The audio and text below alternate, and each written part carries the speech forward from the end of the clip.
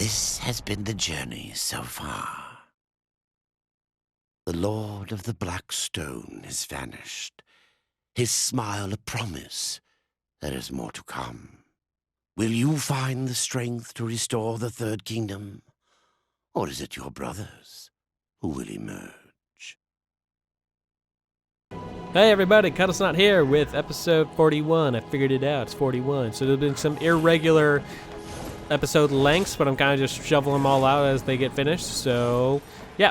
Now we're going to do a real short episode, and literally all we're going to do with our brand new build we made in the last 30 minutes, in the last episode, which took way too long, and to kick the Deposed King's sweet little ass. And again, if you're on Nightmare, I might wait till after you hit 22, after you go through the Arbiter's Maze, Soul Arbiter's Maze, but I'm just so sick of this motherfucker. We're gonna go kick his ass right now. Alright, here we are. At the hated lair. So, we've already been here once before. And I'll put a little link to it right up there. Right above where Death's head is when I jump.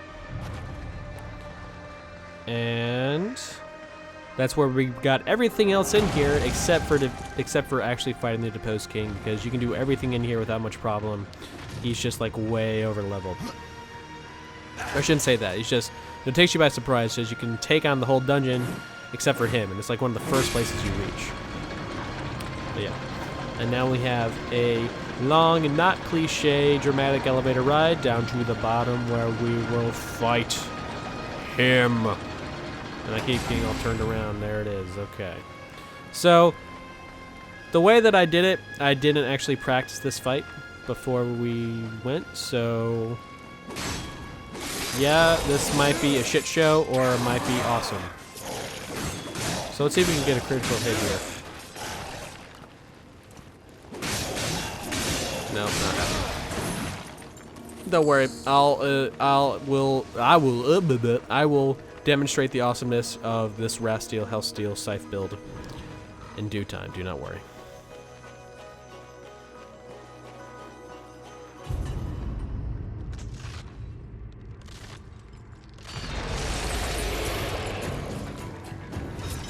Okay, get the hell out of that attack. That particular smash attack freezes you in place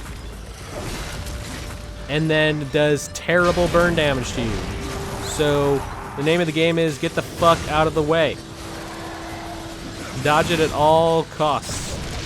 And then if you ever hit him and he does that, just dodge out of the way immediately to the side, because you will always miss. Okay, so this attack's a toughie. And that is, you just kind of have to get as far away from him as possible and do it. But see how much damage we've done with just the ghouls? This is crazy, man. And I thought this would be an issue. I don't know what I was thinking. Scepter of the Deposed King. Argul, the Deposed King, forged his mace to wield in battle against his most hated foes. The scepter holds within it the essence of Argul's cold fury and freezes the blood of its victims with every strike. See, we just destroyed that guy because of our arcane critical damage, or arcane critical chance. Man, wow. Awesome. And that could have gone completely differently if I got hit by that first strike. Wow, and if you have the wrong build, you know, that would not go as well as it just went. I mean, it really wouldn't. You know, that's just how it is. Man! Wow, I am pumped. I did not think that would go that well. So, moral of the story is, this build is awesome, so don't go bitching about it. Alright, now, actually I guess we can just fast travel out of here. Now, see, that was it. That was a nice, short, sweet little episode. And it's probably going to get a lot of hits. People can look up the, the lair of Deposed King and like, they're going to look up the Deposed King, Argul, and they'll be like, what's going on? I can't beat this guy at level 3. Or level 5. And they'll be like, oh, that's why. And, but now we're going to go to the Soul Arbiter's Maze, and then we will be there and kick ass with our kick-ass build in the next episode. See, I say all those things, but now I'm gonna look like an idiot, because what we should really do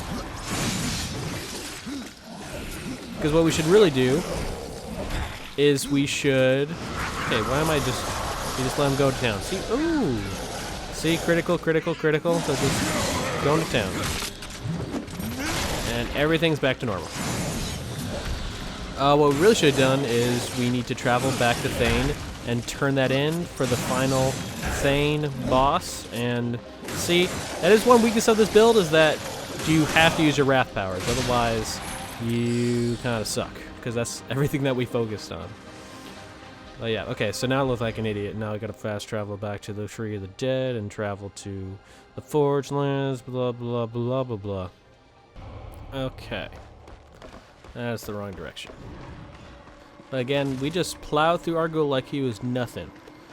And we didn't really have to get up close to him ever, because we had our ghoulies and we had our crows. So, yeah. I guess there's one other thing we can do here. Why am I going up here? Because I'm a moron! No.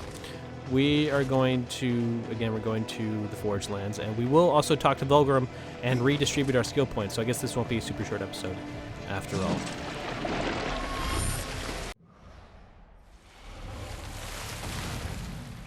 Okay.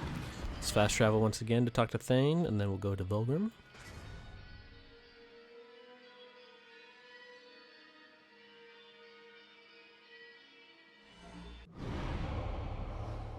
Alright. Thane is behind us.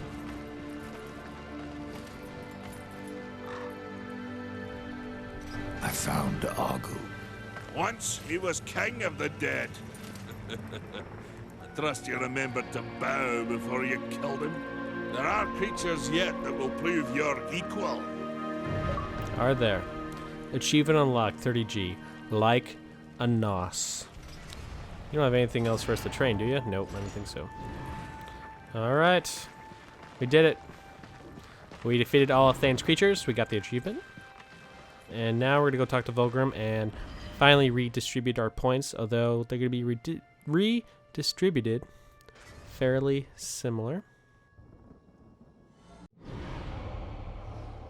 So, during that loading screen, I was wondering if some of my longtime viewers can actually tell when I make episodes late at night versus, you know, regular hours of the day, because my friends tell me that I get kind of crazy at night. And not crazy like drinking and none of that stuff. I mean just like I start talking, and I start talking weird, and I start making bad jokes, and I start thinking stuff's funny that isn't actually funny, and that goes in the same vein as bad jokes, you know what I mean? I also do a lot of like stream of consciousness stuff, make connections that aren't really there. And I just sat there and talked for God knows how long. I thought I was still loading. See, I don't even know how long that was. I lose all sense of time. I just rant. Someone's online. And, see, I think, I don't know, maybe, I think some of you guys can tell when I'm in that state versus my normal state. But I'm also curious if they're like better videos, one way or the other. Because then I'll stop doing the other ones. I'll just like, I have new items. do both. I know. Okay, let's get that respec. You've made a wise. Achievement unlocked 23. Respec yourself. Vulgrim is a master of dark magic that reset any creature to develop skills. Choose this item to wipe clean the skill tree and reassign your acquired skills. So, contrary to the description, it's not something you hold in your inventory and can use at any time. As soon as you buy it, you use it. Here's the legacy artifact that I talked about, where you can upgrade your possessed weapons without adding on any additional skills. So that's always useful, although it is kind of expensive. And here's what this is what I bought. I bought 3 of these legacy boxes. I was trying to buy more, but for some reason it wasn't giving me anything, so we'll see if anything happens now. Again, be careful how you use them. I would actually wait until later in the game.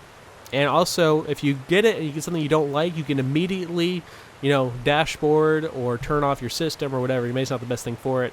Or PS3 menu, or, you know, Control-Alt-Delete, whatever you want to do. And it won't save, and you'll, you know, be able to spend them again. So keep that in mind. It's a little, you know, cheating, but keep that in mind considering they're 20. So let's see if we get this anything. Possessed gauntlets damage fast. See, well, I mean, again, I'm on camera, and you guys want to be more cautious with it. I'm doing it for the sake of example. Okay. But that's also really the only things I think are useful for the Boatman coins are those legacy. So you can get possessed weapons when you need them. You can get at the level that you want, especially when you're like level 30. You might not have found any items at level 30 that are possessed. So then you can go spend your Boatman coins and you will get some. So that's always good. All right, so we're actually gonna do two little builds here. First, let's do a Harbinger build for you guys. Now again, you know, this is all, you know, subject to your own opinions and your own play styles.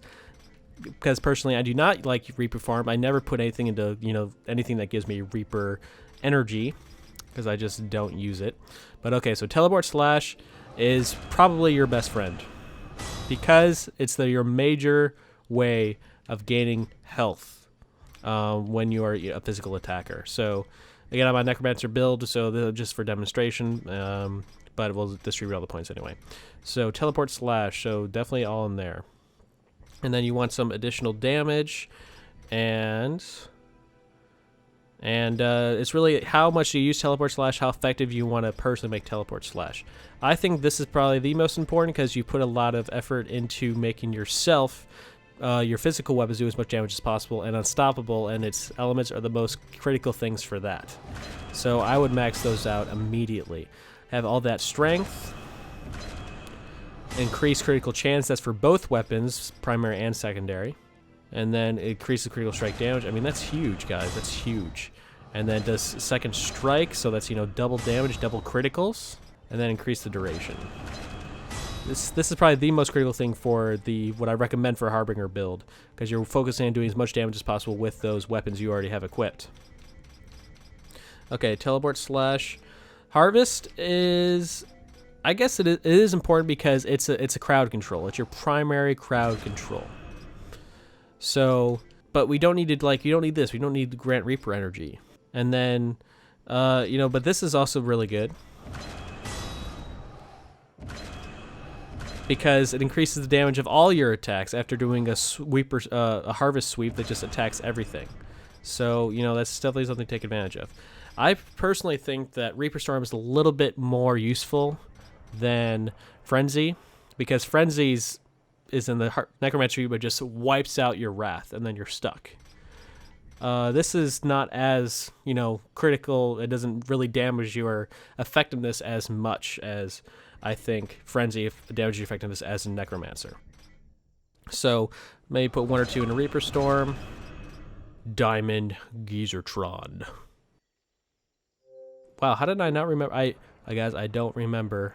Oh, I forgot about that one. We almost missed an achievement, guys, because I forgot about it. But a Diamond Geezertron, I like the final skill in either tree. And again, respec's only 1,000 and never goes up, so even if you're not going to spend it in there eventually, you know, you can just do it and respec it, you got the achievement. Okay, so you definitely want more of that.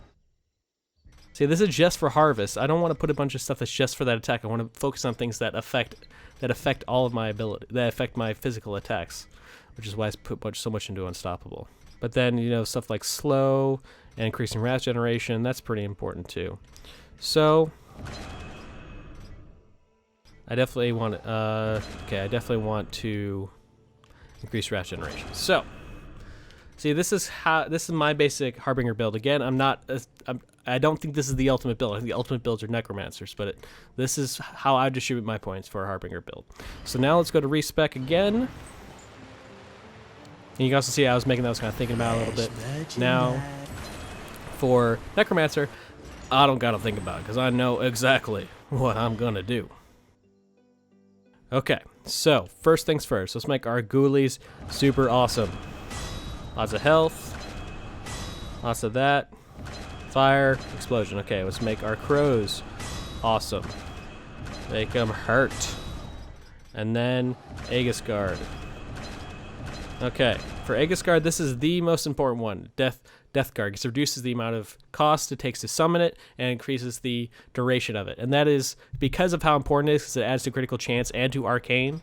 And because with my ultimate Necromancer build, it doesn't do much damage. Excuse me, you don't have much defense or resistance, and you can take a lot of damage. Having Aegis Guard pretty much constantly active is a must. So make sure to reduce all the cost. Let's pull up Arcane Critical Chance. Amount of Arcane while it's active. Beautiful. We got 4 points left. Let's make it a little fiery, a little more explosion. Okay, we're gonna make our ghoulies awesome. Okay, and then as we get more skill points, I'll distribute them more again. But that's how I do it, and this is how I'm gonna do it. And I would recommend doing a respect at this point, because you are gonna have a little bit of a mini Crucible, if you will, in the Soul Arbiter's Maze. Not as intense and not as difficult, but still pretty difficult. So, because it's a marathon. Although you can step out really at any time once you're at each level, so it's not as big a deal. But yeah, so we talked to Thane, we went to Fulgrim. Now let's go back to the Soul Arbiter's Maze. All right, well, this is turning into a much longer episode than I anticipated. If you remember my declaration of this just being a short and sweet episode of fighting Argul.